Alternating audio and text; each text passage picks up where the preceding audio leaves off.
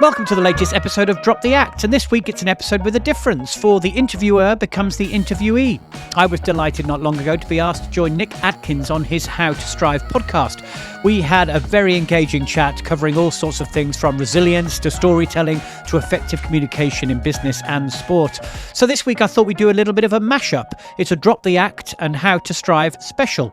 If you like the episode, please like and subscribe, and in the meantime, I'll let Nick explain more. Hello and welcome back to the How to Strive podcast, the show supporting, challenging and inspiring you to strive. Today's guest is someone who truly walks the talk when it comes to high performance. And it's my absolute pleasure to introduce Chris Key, founder of Performing Perfectly. Chris works with elite performers across theatre, the arts, sport and business. And in this episode, we dive deep into how to navigate rejection and feedback with a resilient mindset, the art of verbal and non-verbal communication and how to align them with your goals, and why storytelling isn't just for books, but a tool that you can use daily to lead and connect powerfully. Whether you're a coach, athlete, creative, or a leader, this conversation will challenge you how to think, feel, and show up in the world. So settle in, grab your journal, and let's learn how to strive with Chris Key. Well, Chris Key, thank you very much for joining us. My pleasure. I appreciate you are very busy traveling the world normally, but much more local at the moment. But just for those that don't fully understand and appreciate the role that you have and the background that you have, can you just share an insight into the world of Chris? Yeah, I'll do the very, very quick version. I trained as an actor way back, many years ago, and worked as a performer in Western musicals and a bit of television. Then moved into directing theatre. I was in the show Les Misérables, and then have made quite a career out of being one of the associate directors on the production. So from about 2009, I've been looking after either the London production or the international productions of Les Mis. So that involves me going out to the countries and casting them and teaching them the staging, getting them through to opening night, and then handing it over to them. So I've done that with shows like Les Mis, with Wizard of Oz, Miss Saigon, School of Rock. So lots of the big sort of West End blockbusters, as it were. And then alongside that, myself and my wife set up a company called Performing Perfectly, because we realized there was a connection, but also a need for people to have some help with effective communication. And what better world than the world of theatre to help people in other industries look at how they deliver, how they communicate, whether it's on the football pitch or whether it's in the boardroom. So we set up that company to try and help and guide people with all forms of communication. Very nice. A great space to be operating in. And I know your line of work, you'll be having to manage upwards, as you say, to potential directors, to quality control certain aspects of the show, but also children, like your experience with School of Rock as well, to nurture those young people. I'd love to know, ultimately, what are you striving for at the moment? See, obviously, I knew this question was coming because of the title of the podcast, and it's not till you actually sit down and think about what am I striving for, and you realise there's so many things on a professional and a personal level. Especially when you get a little bit older and start looking forwards and thinking, where am I going and how long am I wanting to work for? But I suppose I'm striving from a professional point of view to be staying at the top of my game for as long as I can, to ensure that my work stays at a high standard, but also that I'm starting to grow other opportunities, to really make Performing Perfectly grow, to help other people. I want to look at how theatre can become much more community based and bring the sort of work I do not just from London and the West End, but bring it locally to where I live. So I'm sort of, that's a very quick answer to your question, and I'm sure you can delve into it more. But I'm looking at both a sort of a professional and a personal level of how I now balance my life, because I think anyone who works in high performance, and theatre is high performance, it's full on. It's 8 shows a week. It's very short, intense periods to get a production to an extremely high quality. And as you said, the eyes of the producers, directors, backers, people who put a lot of money into these productions are all over it. So that there is a great intensity involved in that, and that's really, I've learned so much from that, and I actually thrive off that as well. but you find that you can often put all your time into that. And sometimes when you stop and you take a step back and you look at what the work-life balance is and look at what your priorities are, and also sometimes look at the things you've missed out on, it starts to make you analyze your life in a slightly different way. So I'm striving to get that balance right whilst also continuing to produce high quality work. I guess the initial follow-up, and thank you for sharing with that, is how are you getting on with that? How are you balancing while also striving to be at the very top of your game? I'm still learning, I suppose. I'm still looking at in ways of achieving that. I think I've always worked. I've been very fortunate in my job that the work as a director has continued to come. And I suppose when you work on a blockbuster like Les Misérables, it's 40 years old this year. So there's never a shortage of countries wanting to put on that show. So constantly, nearly every year for the last 15 years, I've been somewhere around the world putting on a production of Les Mis. But in the back of your mind, you go, well, that might not be there forever. So what can I do to make sure that there's other opportunities? And I'm really starting to look into a little bit more about what I can do as a director to actually, rather than recreating someone else's work, which is what I do with Les Mis, is what can I do? So, I'm putting the feelers out. I'm starting to work on projects. I'm starting to write and develop. I'm starting to try and partner up with different people, and I'm starting to look, I suppose, at how I broaden my reach, and also I'm starting to look at, as I said, the local community. I'm starting to look at ways that I can bring a little bit of my world into the area where I live, because I don't live in London. I live up in Shropshire, and I think the arts is something that it hasn't always been particularly well supported by a number of governments, and so we're trying to open opportunities, myself and a few colleagues, to produce work more locally. So I'm in the early stages of that, and I'm in that fortunate position where those things that I'm striving for on that level, I know are going to take time. So it's about being patient, and it's about being certain that you've got the right plans in place. It's a case of not running before you can walk. And I've got the luxury at the moment, I'm going to touch wood, that there's other work coming in on some of the other professional productions. So you can look into the next year and go, well, there are some gaps here and there, but I know I've got these particular projects, and around those, I've then got to put the time in for the things that I want to produce as well. And is that giving you the fulfillment as well? And I imagine if you're traveling around the world, you've got a lot of expectation on your work. Does the community feel of things also give you that fulfillment and purpose beyond potentially the paycheck or the actual role? I think there's a number of things. The going around the world is wonderful, and it always sounds so glamorous. And you tell someone I'm putting on Les Mis in Melbourne, and it's like, oh my gosh, that's incredible.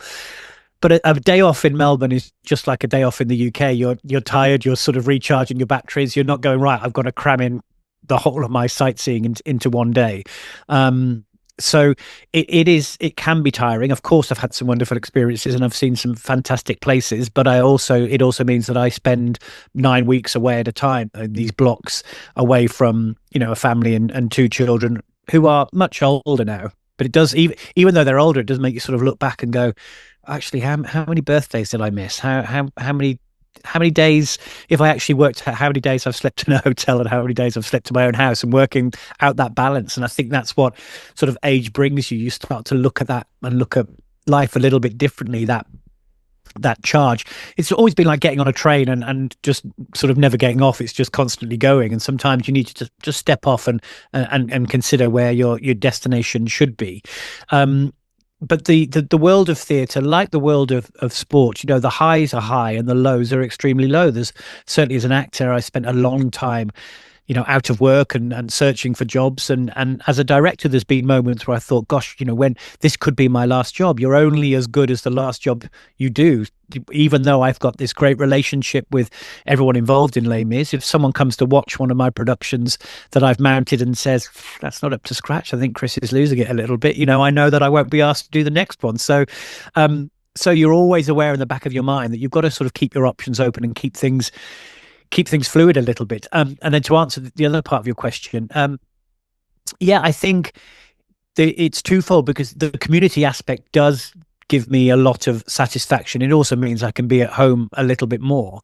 But I mean, I've lived in the same town now for nearly 20 years. And I think the thought of being able to produce work and bring the sort of quality of the West End into the provinces is something that would give me great satisfaction, and I know it would give people of the town great satisfaction as well. So that isn't about the paychecks. That is about a personal mission, I suppose, in a way. Very nice. Well, very best of luck with the endeavour on that.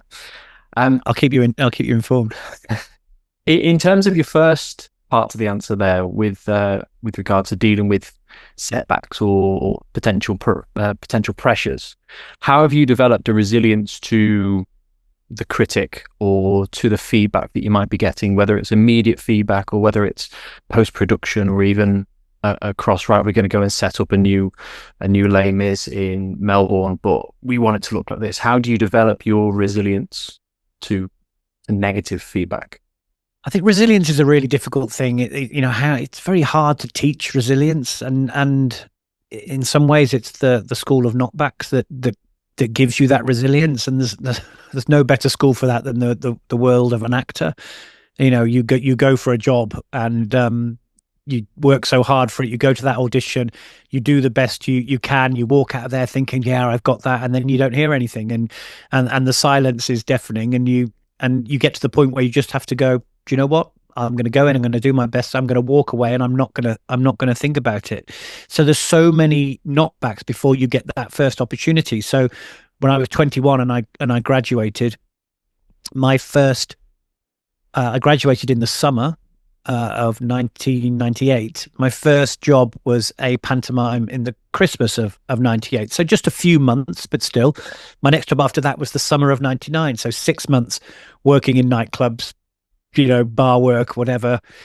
And then my next job after that was the Christmas of 99. It wasn't until 2000 when I got a West End job, and that was the first sort of big break. So up until then, resilience had played a massive part, because you spend a lot of money, or your family does, or you get grants or whatever it might be to go through drama school. You work hard for 3 years. You come out being fully aware that it's a very competitive industry, and after a while, when either the phone doesn't ring for auditions or you don't get the jobs you go for, you start to think if it's the career for you. So very early on, you start to get that thick skin.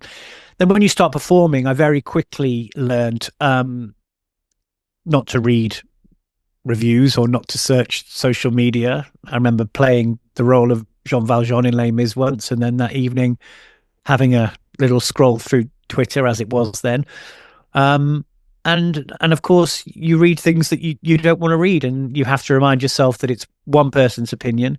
It's one person sat at home behind a keyboard, and it's not the opinion that matters. The opinion that matters are the people who are employing you, the people who are directing you.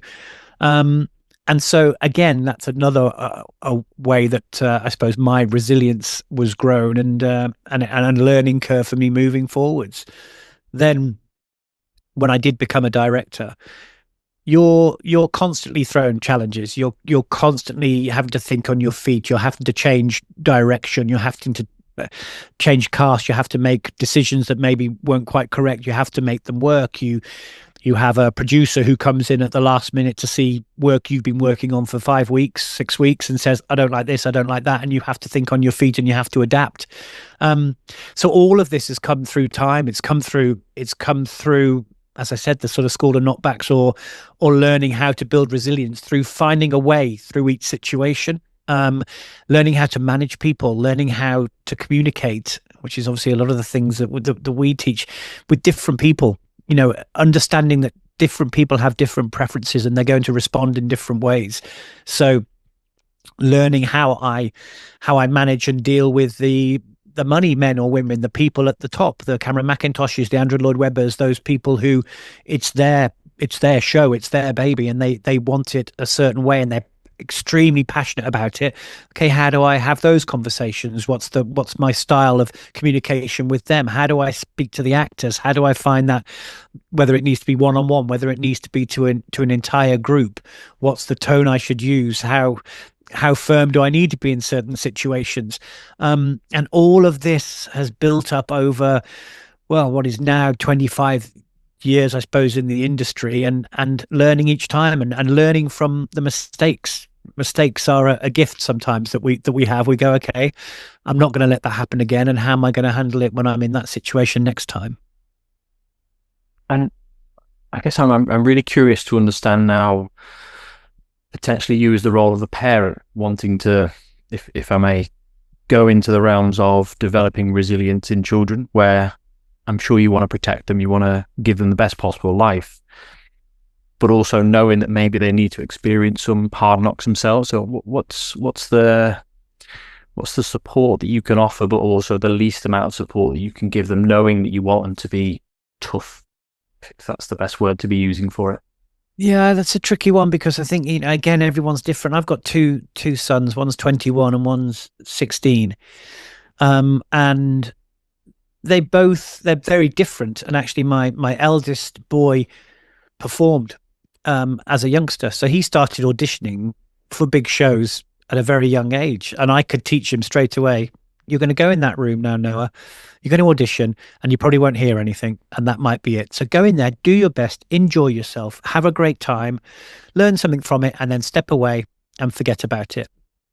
And I remember he had a TV or film casting once, and he had to do a self-tape, and he sort of forgot about it for weeks. He was quite young, and then he came back one day and said, whatever happened? I didn't hear anything. And he was quite disappointed and sort of had to say, well, this is how this profession works. And he then went on to perform in 5 or 6 sort of quite large scale shows, and then went into a band environment that didn't work out completely and was very a massive learning curve for him in resilience and in understanding different people and managing different personalities. So he sort of built up his own resilience in a similar way to the way I did. Whereas my youngest son isn't interested in this profession whatsoever. He loves his football.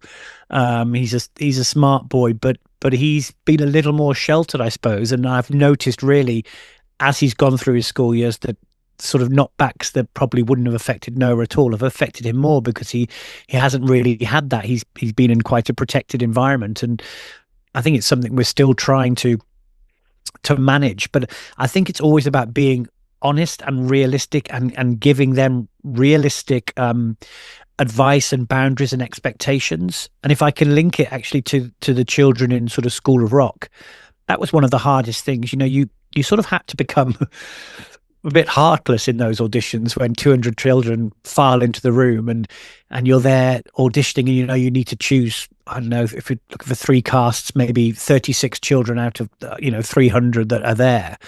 And you're looking for specific qualities. And so in some ways that makes your job easier. They sort of pick themselves in the end, but you make cuts. You see people leaving the room. You see children who are upset. You try and find this positive language. You try and find the spin on it. You try and give them enjoyment throughout that day, that they hope they can go away going, I had a great time. I learned something about myself, but I didn't get the job, but that's okay.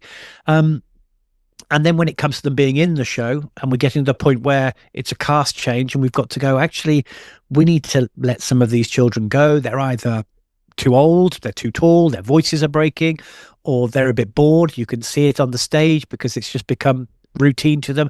How do you then have those conversations? How do you manage that and frame it in a way that's honest, but at the same time, doesn't crush them, so it doesn't crush their dream. You have to explain to them that this is the cycle, this is how the industry works. So I think that has really been my philosophy with my own children as well, is like, this is the reality, this is how it's going to look, and this is what you've got to do to be able to survive in whichever environment you're in.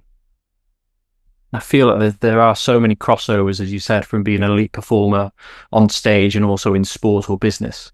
And certainly those crossovers of, say, an academy system or places in a first team environment, they're limited, and it has to take a certain type of person, or even just a little bit of luck or preference on one person's opinion one day. But what are the, fill in the blanks, if you may? You've done a lot of work with the FA, UEFA, sporting teams. What are the other crossovers that people might not draw upon immediately in terms of elite performance on stage and in sport or business? Well, gosh, there's so many. I mean, with Performing Perfectly, we look at communication, we look at the use of language, the words you use, we look at mindset, resilience, all those sorts of things as well. But if you think about it, in every line of work, the first thing that anyone is going to judge you on is your body language. You know, it's the nonverbal signals that give you away straight away. So an awareness, we try and teach an awareness of how you present yourself. And that might be how you walk into a room. It might be how you sit on a Zoom meeting, how you handle yourself in an interview. So that crossover straight away is, we have different versions of ourselves. You know, people may not think about it, but it's true. The way I speak to my wife and the sort of conversations I can have with her are very different to the way I might speak to someone I work with, or the way I speak to one of the cast who I hardly know at all. I have to think about which version of myself needs to step into a space. And I think certainly when we work with CEOs, leaders of companies, you have to think about your performance. You have to think about, what is it you are trying to achieve? What is your goal within this meeting, within this conversation, this keynote speech, whatever it might be?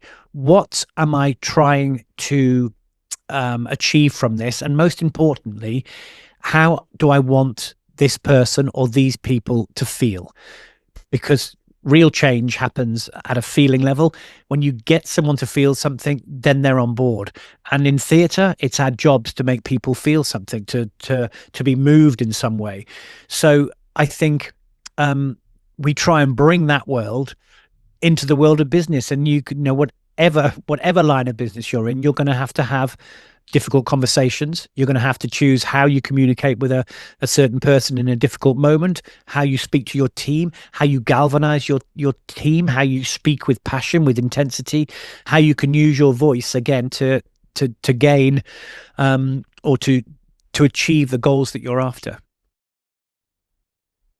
That's a real nice point for me, hopefully, to expand on, where I'd love to understand more the non-verbal cues that you would like to see from a first team manager at the side of a pitch, or a football coach at youth level, or even business, that would, as you're saying there, provide the right feel for someone. So if you could you explain or even show me the visual cues or the non-verbal cues that I would be looking for if I wanted to be a dominant person in the room? What would the actions be? I was many years ago, I read an article, and I think it was in the Telegraph, doesn't matter where it was, but it was about Brendan Rodgers, Celtic manager. And it was an article with him about his whole journey. And within that article, he spoke about when he was a player and he'd look across and see his father on the touchline. And he said his father's body language struck fear into him. He said, I couldn't play with freedom because I'd look across, and whether his arms were folded or his fist, whatever it was. And I don't want to paraphrase or misquote him, but I remember very clearly that it was all about the negative body language that his father gave off. We always talk about awareness, and that's awareness of what signals we're giving off, because actually you may not be feeling it. You may not be feeling it at all, but if your arms are folded, if your face is frowning, sat on a Zoom meeting, then anyone could look at you on that screen and go, oh, God, Nick's not enjoying it at all, or Nick's got a problem. What is it? And you've got no problem at all, but that's the way you're choosing to sit. Just that little bit of awareness to go, how am I coming across right now? and what do I need to do to adjust that, to be more open, to be more encouraging, to be seen, to be listening. And that's it. To actively listen takes effort.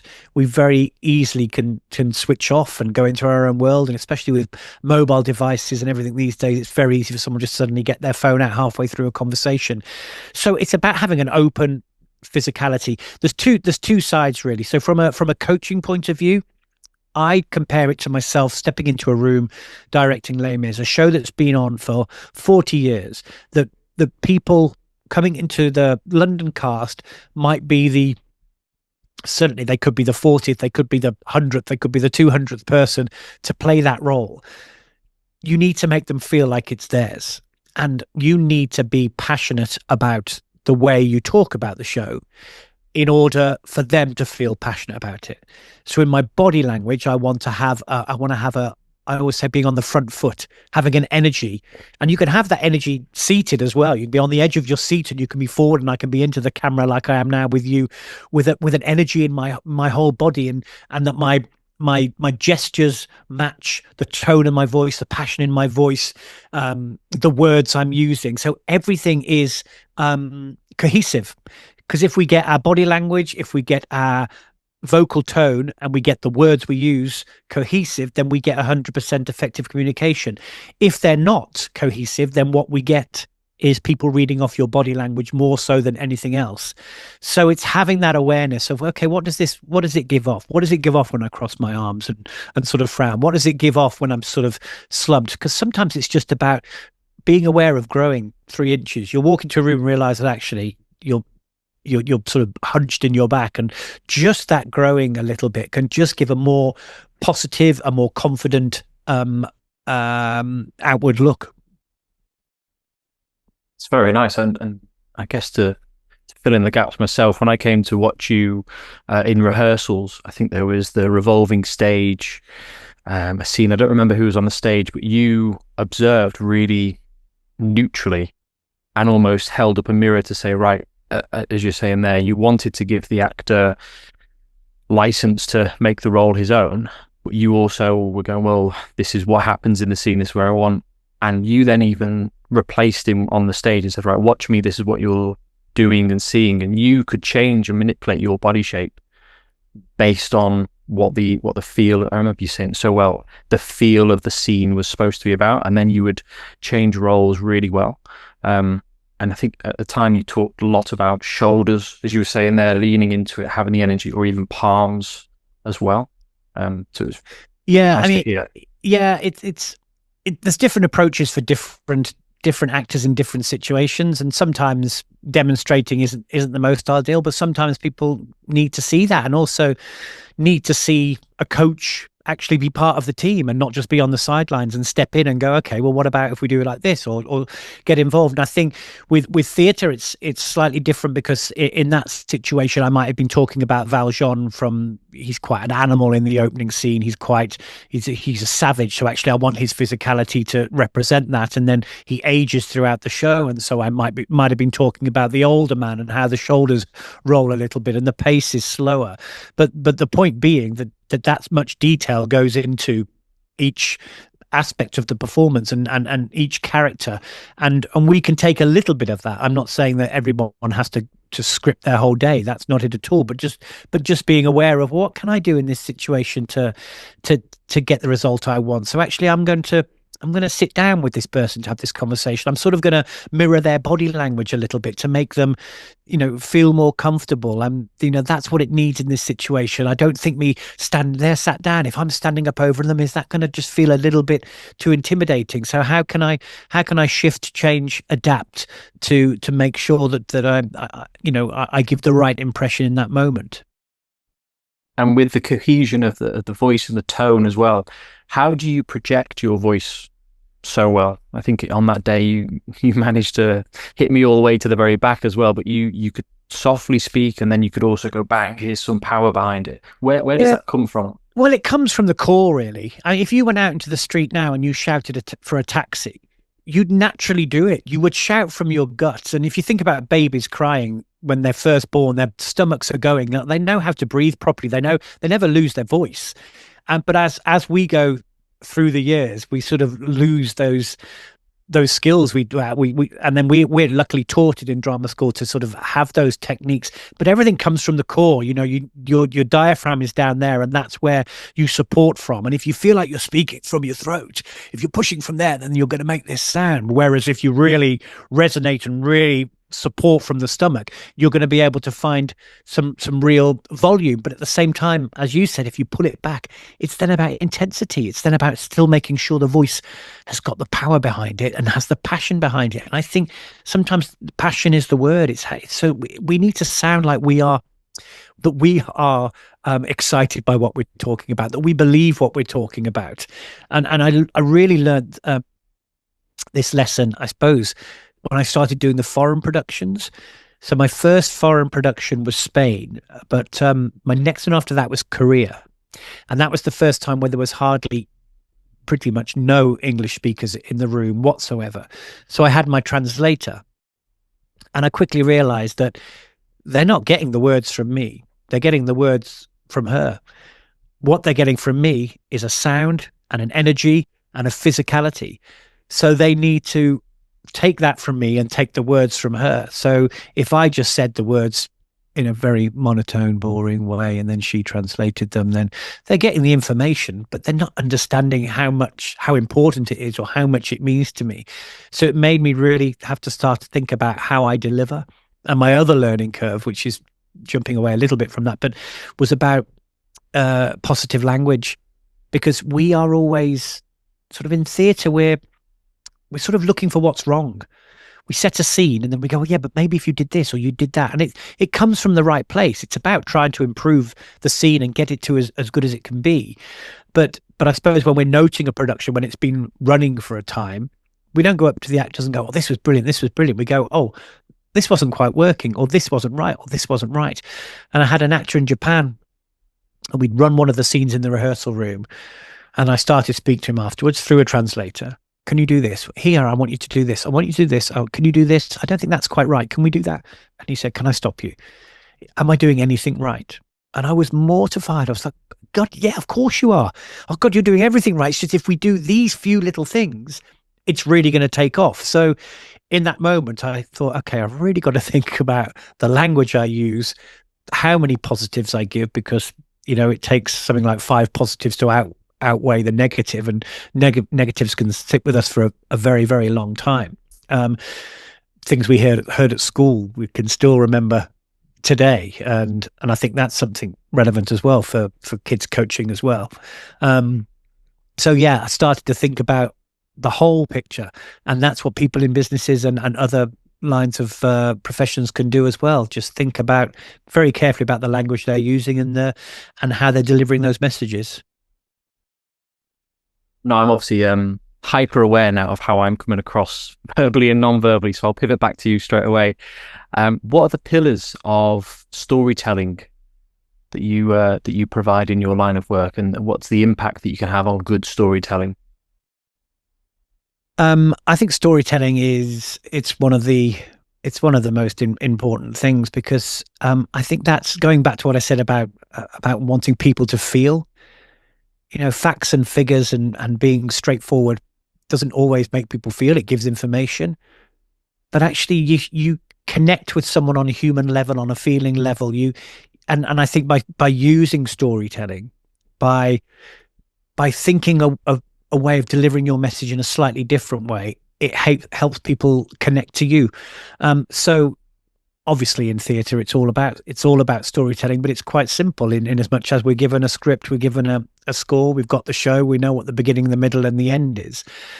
But I think within business, we're always looking for the why. Why do we want this business to exist? Why do we want it to grow? What do we want?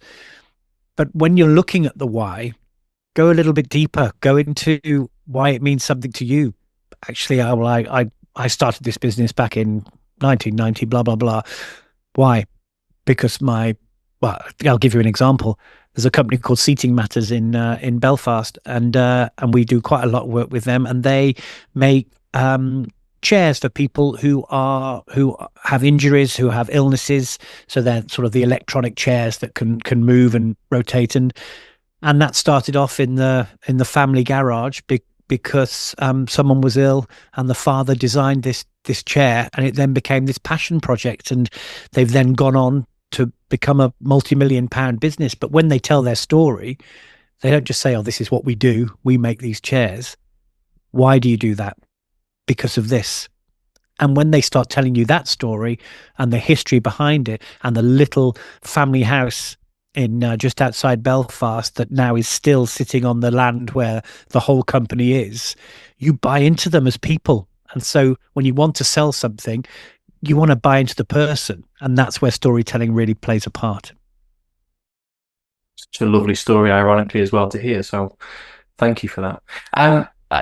Drawing towards a bit of a close, as a coach or as a leader, and wanting to be able to communicate my message, what are the things that I should be considering with regard? I know you've already touched on the non-verbal and verbal, but what should I be considering as a person who's trying to perform, whether it's a team talk, a lesson in school, a pitch for more funding, or even just a conversation around the dinner table? What are the things that I should be playing around with regards to how I communicate? Well, I'll ask you a question. If you have a team talk or a pitch for more funding, how do you prepare for it? Do you practice it? Do you say it out loud? Do you film yourself? Do you perform it to a partner or somebody? Or do you step into that room and got the ideas in your head and on a bit of paper? But I think I've been guilty of both, with all the best intentions to be prepared, not planned. But yeah, a lot of the time it becomes time dependent, off the cuff, give it your best shot. Yeah, and I think, and that would be my main advice. And again, coming from the world of theatre, it's rehearsal. We wouldn't be given a script and get it and look through it, learn it, and then step on stage and go, "Oh God, I've never said it out loud." It would never happen. So that idea of really, again, going back to what is the outcome that you are after, and how can I best achieve that outcome? So this is my team talk. And listen, the team talks, you may know before the match, based on the last match, actually what areas you need to hit, but you can go, okay, so this is what I want to say. I'm going to write down either the full speech or just here's the keywords, here's the areas. So what sort of language can I use? What sort of positive language? And that might be as simple as, keep the ball, don't use the negatives, like don't. I shouldn't have said don't use the negatives. But that idea of keep the ball rather than don't lose the ball, because we don't hear the negative. So keep possession is always going to be more powerful than using a don't. So what language can I use? How am I going to address the group? Where am I going to stand? Actually, shall I sit down amongst them? Are they all on the floor? Shall I crouch down at their level? How can I make sure I'm taking in the whole room? I want to have eye contact with everyone and not feel like I'm ignoring anyone. Sometimes they sit behind. Let's make sure they're all in this space. Let's do something completely different than they're not expecting to make them jump up and take notice. I'm going to stand on the bench, or whatever it might be. Have a plan. But if it's something, as important as a pitch for funding, practice it. Film yourself. Look at yourself back. It's awkward, I know it is, but look at what you do. Look at what your body language is saying. Look if you're fidgeting from side to side. Do you look confident? And then when it comes to the moment, and if there are the nerves, do some breathing. Prepare yourself outside, and then think about which version of yourself you need to be in that moment. Okay, actually, in this situation, I'm not going to be Mr. Nice Guy, but I need a bit more power today. It needs to be clear that I'm passionate about this, and I need answers, or I need funding, or I need a result. And then, that's the version of you needs to be in that moment. So it's planning, it's preparation, and I think if you can do that, if you can rehearse it a little bit and really think it through, then you're going to deliver in a much better way. Very nice. You just touched on, I'm going to be cheeky and ask one more quick fire one. Oh, I'm here all day. It's fine. What does confidence look like? You just touched on there. If you need to be confident, I'm thinking, perfect. If I'm now going into that pitch or speaking to a board and I need to show confidence, what are the features of that? What does confidence look like? Well, that again goes back to body language, and that is being open, it's being upright and strong, or it's being energized when seating, not slouching. It's being on the front foot. It's having a passion throughout your body. And then what does it sound like? Well, then it sounds certain. It sounds assured. It doesn't sound nervous and underprepared. And I think that's where the rehearsal comes in, to allow you to be able to go, okay, I'm going to step into this moment and I'm going to deliver confidently because I know exactly what it is that I'm going to say. As soon as you're not sure, then that's where that's when you'll start to look not confident. Wonderful. To wrap us up then, and thank you very much again for your time, Chris. Where would people that are curious to develop their communication skills or level up their performance on that, where would they go to find your work? They can go to www.performingperfectly.com. And then I'm Christopher Key on LinkedIn or Instagram, or at chris@performingperfectly.com. And I suppose one thing I'm striving for as well is to get all of these messages out and across to other businesses, because it is, as you can tell, something that I'm passionate about. So we'll keep striving at that as well. Well, very best of luck with it. And again, thank you very much for your time and your experts in sharing with us. My pleasure. Anytime. I really hope you enjoyed today's episode with Chris. I personally love the examples he shared with dealing with resilience and the language used to frame the experiences that he's had. There's a nice opportunity for you to consider the framing of tough times and your mindset to deal with them. Also, the verbal and non-verbal communication for your context. Are these aligned to the outcomes that you're striving to achieve? And how much practice or rehearsal are you allowing yourself to have that provide you with the best opportunity of success? Thank you again for listening to How to Strive. As always, if you're enjoying the podcast, please press follow so you can keep up to date with our latest episodes. And if you feel there is someone who would benefit from listening to one or all of our episodes, please pass it forward to them to show that you care about them. Until next time, keep striving.